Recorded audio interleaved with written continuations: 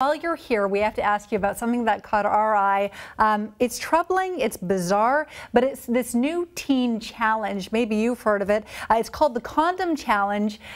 It's pretty gross, so we're really not going to get into too much details here, but it's dangerous, and it reminded us of the Tide Pod Challenge, and so we're wondering, you know, what are our teens doing? What are they thinking? Yeah, I learned about this today when we started talking about it. I mean, I think, you know, I'm not sure, it's not so new. So it looks like if you look back on YouTube, their Condom Challenge started way back maybe in the mid-2000s and has resurfaced recently. This is what this is. Teens are, you know, really apt to take on any challenge. It's really in human nature, but they're not so totally stupid either. I'm not thinking, they're not hundreds of thousands of kids who are doing this, but the Condom Challenge is designed, and if you see it online, it's pretty horrifying. We decided not to put footage of it online and on the segment because it's not good to look at. Teen takes a condom, unrolled or not, snorts it up their nose, puts it in the back of their throat, and it pops out their mouth.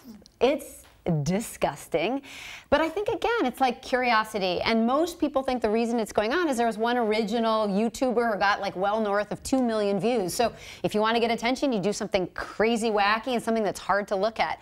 So I think parents have some opportunities, of course, to kind of bring it up. Yeah, what's the best way to do that? Well, I think parents don't want to talk about condoms baseline, yeah, right? Sure. So I think it's Let's tough. start with that. But I think just saying, you know, anything you put in your nose can damage your nose. I mean, the big risk here, of course, is that you could inhale or cause suffocation to a child by kind of snorting and inhaling that condom. You don't want latex in the middle of your airway. So that's the #1 thing. I mean, I think kids respond to the challenge, they engage in it. Most kids are actually saying this is pretty gross and disgusting, but open up the conversation and hey, maybe it'll lead to a conversation about safe sex too. Yeah, and just because everybody else is doing it, you don't have to do it. Yeah, I suspect some of these social media channels, like with the Cinnamon Challenge and the Tide Pod, they will suppress some of these. I mean, we know it's not good for people, it's certainly high risk.